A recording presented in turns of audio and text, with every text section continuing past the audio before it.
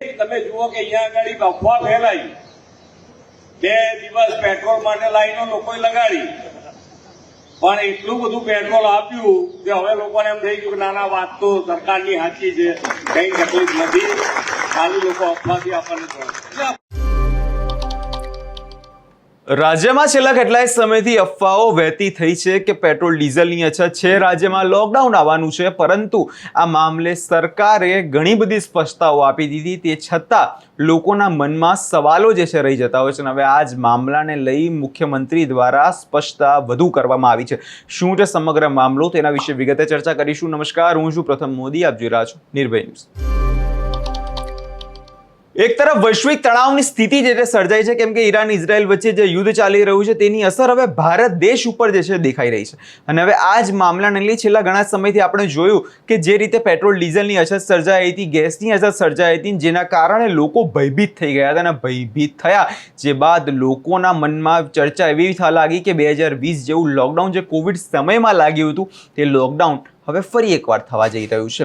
અને હવે આ જ મામલાને લઈ છેલ્લા 2 દિવસથી સરકાર દ્વારા અનેકો સ્પષ્ટતા કરવામાં આવે છે. અને સ્પષ્ટતામાં એવું પણ કહેવામાં આવે છે કે જે પણ અફવાઓ ફેલાશે તેની સામે કડકમાં કડક કાયદેસરની કાર્યવાહી હાથ ધરવામાં આવશે. અને આ જ મામલાને લઈ આજે મુખ્યમંત્રી ભૂપેન્દ્ર પટેલ દ્વારા પણ સ્પષ્ટતા કરવામાં આવી. તે સ્પષ્ટતા શું કરવામાં આવી, સૌ પ્રથમ તે સાંભળી લઈએ.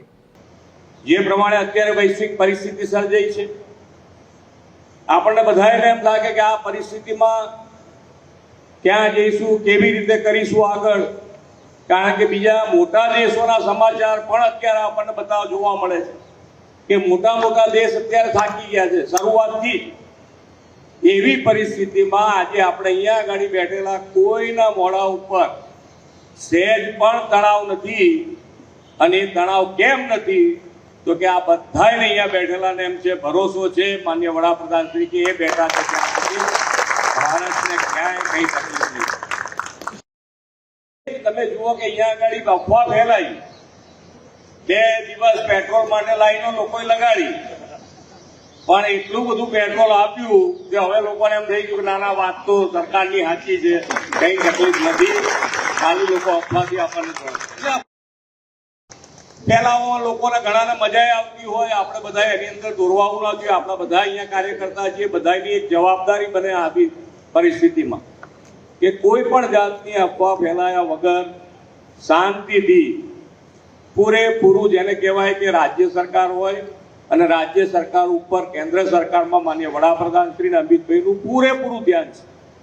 અને અહીંયા ગુજરાતને આપણને કોઈ તકલીફ ના પડે એના માટે, અને કોઈ પણ રાજ્યને કોઈ તકલીફ ના પડે એ પ્રમાણેનું આજે પૂરેપૂરું ધ્યાન કેન્દ્ર સરકાર રાખી રહી છે. ત્યારે આપણે તો વિકાસ અને વિકાસની રાજનીતિમાં દરેક જગ્યાએ તમે કોઈ પણ સ્ટેજ આવો તો બધા સ્ટેજે છેલ્લામાં છેલ્લું બિહારે પણ સ્વીકાર્યું કે વિકાસની રાજનીતિ વગર ઉદ્ધાર નથી. અને ત્યાં પણ આપણી સરકાર એનડીએની સરકાર બની.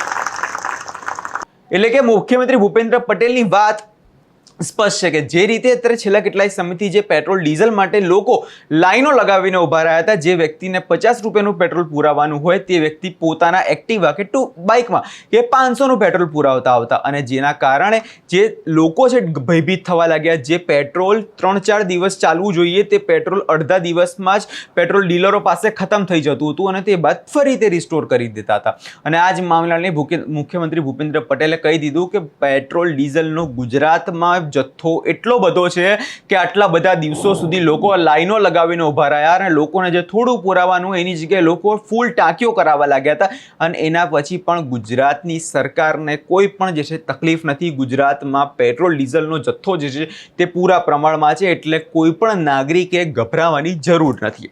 છેલ્લા ઘણા દિવસોની જો વાત કરવામાં આવે તો જે છે સોશિયલ મીડિયા પર પણ કેટલીક અફવાઓ જે છે વહેતી થઈ ગઈ હતી કે લોકડાઉનની અસર હવે આવવાની છે, લોકડાઉન લાગવાનું છે, એને કારણે લોકો કાળાબજારી કરવા લાગ્યા હતા. લોકો એલપીજી ગેસ છે કાળાબજારી કરતા હતા, અને જેના કારણે લોકોમાં છે ડરનો માહોલ જે ફેલાઈ ગયો હતો. પરંતુ હવે સરકાર દ્વારા અનેકો વાર સ્પષ્ટતા કરી દેવામાં આવી છે. અને હવે આજે મુખ્યમંત્રી ભૂપેન્દ્ર પટેલ દ્વારા પણ સ્પષ્ટ કરી દેવામાં આવ્યું કે આપણી દેશની જે નીતિ છે તે બિલકુલ સ્પષ્ટ છે અને તેને કાયમ રાખવા માટે ગુજરાત સરકાર પણ એ જ લેવલના પગલાં જે છે ભરી રહી છે. સામાન્ય જનતાને કોઈ પણ પ્રકારની તકલીફ ના પડે તેનું પૂરતું જે છે ધ્યાન રાખવામાં આવી રહ્યું છે. અને વાત કરવામાં આવે જો કાળાબજારી કરનાર તત્વોની, તો કાળાબજારી કરનાર તત્વોને પણ ગઈકાલે આપણે જોયું કે નાયબ મુખ્યમંત્રી હર્ષ સંઘવી દ્વારા પણ ચેતવણી આપી દેવામાં આવી છે અને કહી દેવામાં આવ્યું છે કે આ તત્વો જો હવે પકડાશે તો તેમને છોડવામાં આવશે નહીં, કેમ કે જે રીતે લોકોમાં ડરનો માહોલ ઊભો કરવામાં આવી રહ્યો છે અને તેને કારણે આ કાળાબજારી કરનાર લોકો જે છે આનો ફાયદો ઉપાડી વધુ પૈસા જે છે કમાવતા હોય છે. હવે એ વાત નજર રહેશે અને લોકો દ્વારા પણ હવે સતર્ક થઈ જવાની જરૂર છે અને લોકો દ્વારા જે અફવાઓ જે ફેલાવવામાં આવી રહી છે તેને દૂર કરવાની જરૂર છે. આ વિષયમાં તમારો શું અભિપ્રાય છે અમને કમેન્ટ કરી ચોક્કસથી જણાવજો અને અમારી ચેનલ નિર્ભય ન્યૂઝને લાઇક, શેર અને સબસ્ક્રાઇબ કરવાનું ભૂલશો નહીં.